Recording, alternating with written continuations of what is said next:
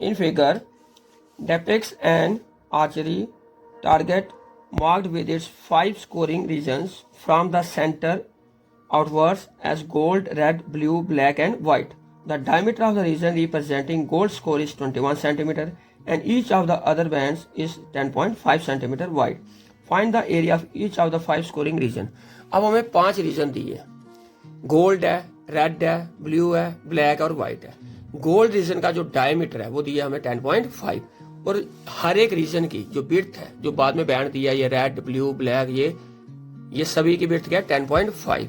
अब हमने हर एक रीजन का क्या निकालना है, एरिया। तो क्वेश्चन नंबर 3 का जो सोल्यूशन है, diameter of A gold reason, ये हमें गिवन दिया है 21 सेंटीमीटर। तो radius of A gold reason कितना होगा, जिसको मैंने स्मॉल आर लिया है 21/2 यानी 10.5 सेंटीमीटर। तो area of A gold reason क्या होगा, एरिया का फॉर्मूला क्या होता है, सर्कल का pi r square, 22/7 into r, 10.5 into 10.5, तो 7 इंटू 1.5 आ गया 10.5, फिर 22 इंटू 1.5 इंटू 10.5 किया आया 346.5 स्क्वायर सेंटीमीटर। तो गोल्ड रीजन का एरिया हमने फाइंड कर लिया। अब नेक्स्ट आपका है रेड। तो रेड रीजन का एरिया कैसे करेंगे, तो विड्थ ऑफ ईच बैंड, अब जो बैंड का हर एक बैंड का जो विड्थ है वो कितनी है 10.5। तो radius of gold and red region, अब इसका गोल्ड का जो रेडियस है ये कितना था 10.5, यहां से यहां तक 10.5 और ये भी कितनी है 10.5, 10.5 यहां तक आया, 10.5 ये हो गया, तो कितनी बन गए 21। तो जो रेडियस आया किसका, गोल्ड और रेड रीजन का, वो कितना आया R1 जिसको लिया 10.5 प्लस 10.1 यानी 21। दोनों रीजन का मिला के कंबाइंड रेडियस आ गया 21। तो दोनों रीजन का जो एरिया मैंने फाइंड किया, area of gold and red region, वो कितना लिया है पाई R1 स्क्वायर। ये दोनों रीजन का कंबाइंड एरिया आ रहा है 22/7 इंटू 21 इंटू 21, रेडियस 21 है दोनों का, 7 3 जा, तो 21 इंटू 3 इंटू 22 आ गया 1386 स्क्वायर सेंटीमीटर। दोनों का कंबाइंड एरिया आया 1386। और रेड का कितना निकाला, रेड का नहीं गोल्ड का कितना निकाला था हमने 346, तो 0.5। तो सिर्फ हमने किसका निकालना है, रेड का। तो एरिया ऑफ रेड रीजन क्या होगा, दोनों का कंबाइंड एरिया 1386 माइनस किसका कर दिया, गोल्ड का 346.5, तो किसका आ गया, रेड का कितना है 1039.5 स्क्वायर सेंटीमीटर। उसके बाद मैंने कंबाइंड रेडियस लिया इसी तरह से गोल्ड, रेड और ब्लू, तीनों का, गोल्ड, रेड और ब्लू 10.5 10.5 10.5, तो कितना बन जाएगा 31.5। फिर तीनों का कंबाइंड एरिया भी निकालना है, combined area of gold, red and blue region pi R2 square, 22/7 into 31.5 into 31.5, तो 7 4.5 जा, 4.5 31.5 और 22 को मल्टीप्लाई करके क्या आया 3118.5 स्क्वायर सेंटीमीटर। ये एरिया है तीनों का। ऊपर हमने दोनों का दो का कंबाइंड एरिया क्या निकाला था 1386। गोल्ड और रेड का पहले निकाला, गोल्ड, रेड और ब्लू का अब निकाला। ये गोल्ड, रेड और ब्लू का है, ये गोल्ड, रेड का है, तो हम गोल्ड, रेड, ब्लू में से गोल्ड और रेड का माइनस करेंगे। तो एरिया ब्लू रीजन क्या आ गया, तीनों का कंबाइंड एरिया आया 3118.5 और गोल्ड और रेड का एरिया आया था 1386, वो माइनस करेंगे तो किसका आएगा, सिर्फ ब्लू का 1732.5। अब ब्लू का भी निकाल लिया, अब है ब्लैक की बारी। तो गोल्ड, रेड, ब्लू और ब्लैक 10.5 कितनी बार आएगा, 4 बार। तो रेडियस किसका आएगा, combined radius of gold, red, blue and black regions चारों का कंबाइंड रेडियस कितना हुआ 10.5 10.5 10.5 10.5 यानी 42 सेंटीमीटर, जिसको मैंने R3 से डिनोट किया हुआ। अब चारों का कंबाइंड एरिया भी निकालना है, combined area of gold, red, blue and black regions pi R3 square. Pi की वैल्यू पुट की, R3 है 42 7 6 जा, इन तीनों को मल्टीप्लाई करके आया 5544। अब चारों का एरिया ये है और 3 का एरिया पहले निकाला 3118, वो माइनस करेंगे तो किसका बचेगा, ब्लैक का। तो देयरफॉर एरिया ब्लैक रीजन क्या आया 5544 माइनस 3118.5, तो ये कितना बचा 2425.5 स्क्वायर सेंटीमीटर। अब पांचों का रेडियस 10.5 कितनी बार लेंगे, 5 बार। तो combined radius of gold, red, blue, black and white regions कितना होगा R4 यानी 10.5 कितनी बार लेंगे, 5 बार, 1 2 3 4 5, ये कितना आएगा 52.5 सेंटीमीटर। अब इन पांचों का एरिया भी निकालना है, combined area of gold, red, blue, black and white regions क्या आएगा पाई R4 स्क्वायर।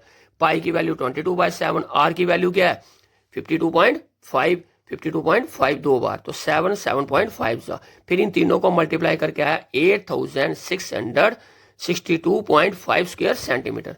अब ये पांचों का एरिया हमने फाइंड कर लिया, माइनस क्या करना है चारों का एरिया। चारों का एरिया क्या निकाला था ऊपर हमने 5544। Therefore area of white region क्या होगा 8662.5 में से 5544 क्या करेंगे माइनस, तो कितना आएगा 3118.5 स्क्वायर सेंटीमीटर। तो पहले हमने निकाला किसका गोल्ड का, गोल्ड का एरिया आया था हमारा 346.5 स्क्वायर सेंटीमीटर। फिर निकाला रेड का, रेड का आया 1039.5 स्क्वायर सेंटीमीटर। फिर निकाला ब्लू का, ब्लू का कितना आया था 1732.5 स्क्वायर सेंटीमीटर। फिर निकाला हमने ब्लैक रीजन का, वो आया 2425.5 स्क्वायर सेंटीमीटर। और लास्ट में निकाला व्हाइट का, व्हाइट का कितना आया 3118.5 square centimetre. Next exercise start करने से पहले कुछ बेसिक्स है वो मैं समझा लूँ, जो फार्मूले यूज होने हैं वो भी मैं क्लियर करूंगा अभी आपको। तो सबसे पहले ये सर्कल है, ये आ गया सर्कल का सेंटर ओ ए और ओ बी, ये है सर्कल के रेडियस, यानी इनकी लेंथ क्या होती है हमेशा इक्वल। ये ए ओ बी क्या बन रहा है एंगल, इस एंगल को हम बोलते हैं सेक्टर एंगल या सेंट्रल एंगल, ठीक है। इस एंगल को हम डिनोट करते हैं थीटा से। तो ए ओ बी एंगल है, इसको हम क्या बोलते हैं सेक्टर एंगल या सेंट्रल एंगल। और ए और ओ बी क्या है सर्कल के रेडियस, इनकी लेंथ हमेशा इक्वल होती है क्योंकि रेडियस सर्कल के क्या होते हैं सेम होते हैं, बराबर होते हैं। अब उसके बाद ये मैंने क्या बताया आपको सेक्टर एंगल या सेंट्रल एंगल है, ये जितना पोर्शन बना रहा है अंदर वाला इसको बोलते हैं माइनर सेक्टर, और ये बाकी जो पोर्शन बचता है सर्कल का इसको बोलते हैं मेजर सेक्टर।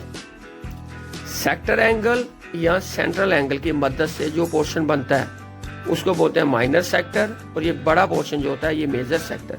मेजर सेक्टर वाला जो एंगल होता है ये हमेशा 180 से क्या होता है ग्रेटर, बड़ा होता है, ठीक है।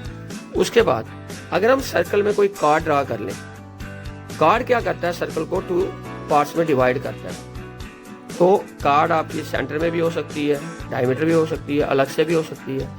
अगर आपने डायमीटर नहीं बनाया, ऐसे कार्ड बनाई है, तो एक छोटा पोर्शन होगा एक बड़ा होगा। जो छोटा पोर्शन बनेगा ये वाला, इसको बोलते हैं माइनर सेगमेंट, और जो बड़ा पोर्शन होता है ये वाला पूरा, बाकी जो पोर्शन बचा सर्कल का इसको बोलते हैं मेजर सेगमेंट। इनका एरिया कैसे फाइंड करना है ये मैं लास्ट में बताऊंगा अभी आपको। तो माइनर सेगमेंट और मेजर सेगमेंट। उसके बाद मैंने क्या बताया आपको सेक्टर एंगल या सेंट्रल एंगल जो बनता है इसको हम किससे डिनोट करते हैं थीटा से। ये दोनों क्या होते हैं रेडियस, इनकी लेंथ हमेशा क्या होती है सेम। अब ये जो आपका बन रहा है इसको क्या बताया मैंने माइनर सेक्टर। इस माइनर सेक्टर का जब एरिया निकालना हो इसका एक फार्मूला है। फिर मेजर का वो हम 360 वो अलग मेथड है। तो माइनर वाला जो एरिया निकालना हो ए ओ बी का एरिया, तो इसका फार्मूला है area of the sector of angle theta, यानी एंगल अगर थीटा हो तो सेक्टर का एरिया निकालना हो, यही माइनर सेक्टर ये वाला। तो इसका फार्मूला है sector angle upon 360 into area of circle, यानी सेक्टर एंगल क्या है थीटा है upon 360 into area of circle का फार्मूला क्या है पाई आर स्क्वायर।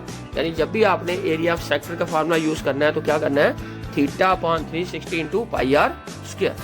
इसी तरह लेंथ निकालनी हो इसकी लेंथ फाइंड करनी हो अगर आपने, तो इसका भी formula length of an arc of sector, इसी सेक्टर की जो लेंथ ये, तो इसकी अगर लेंथ फाइंड करनी हो इसका भी फार्मूला है length of an arc of sector, उसी सेक्टर की जो लेंथ बनेगी ऊपर जो मैंने आपको फिगर में बताई उसका फार्मूला है sector angle upon 360 into circumference of circle, यानी थीटा अपॉन 360 जितना एंगल बनेगा वो ऊपर, 360 कंप्लीट एंगल नीचे इंटू 2 पाई आर।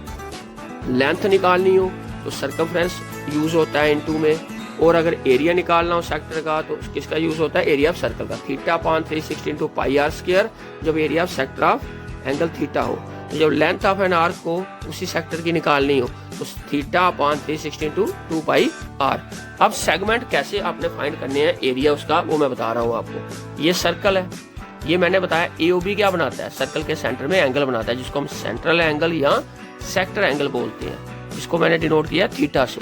अब ये मैंने ए बी को ज्वाइन किया तो ये दो ए बी यानी कार्ड भी है, कार्ड का जो छोटा पोर्शन बढ़ रहा है ये क्या बोलते हैं इसको माइनर सेगमेंट, और ये बाकी जो पोर्शन बचता है पूरे सर्कल का, ये क्या बताया था मैंने, मेजर सेगमेंट। अब अगर माइनर सेगमेंट का एरिया निकालना हो या मेजर का निकालना हो, वो कैसे निकाला जाता है वो मैं आपको क्लियर कर रहा हूं। तो माइनर सेगमेंट का एरिया निकालने के लिए पहले आपने पूरे सेक्टर का एरिया निकालना। ये अगर सर्कल है, ये आपका सेंट्रल एंगल है, इसका पहले हम पूरा एरिया फाइंड करेंगे।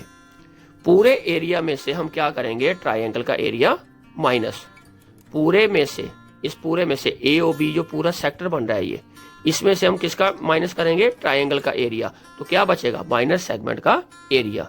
इसी तरह अगर मेजर सेगमेंट का एरिया निकालना हो, पूरे सर्कल के एरिया में से, यानी पाई आर स्क्वायर पूरे सर्कल का एरिया है, उसमें से माइनर सेगमेंट का एरिया क्या कर देंगे, माइनस। तो किसका एरिया निकल जाएगा, मेजर सेगमेंट का। तो सेकंड एक्सरसाइज स्टार्ट करने से पहले उसका जितना बेसिक्स था वो मैं आपको क्लियर कर चुका हूँ। ठीक है, तो ये आपने ध्यान से रखना है कि सेक्टर एंगल क्या होता है, जो सर्कल के सेंटर में बनता है। ये दोनों क्या होते हैं, रेडियस, इनकी लेंथ हमेशा बराबर होती है, 10 10 5 5 4 4।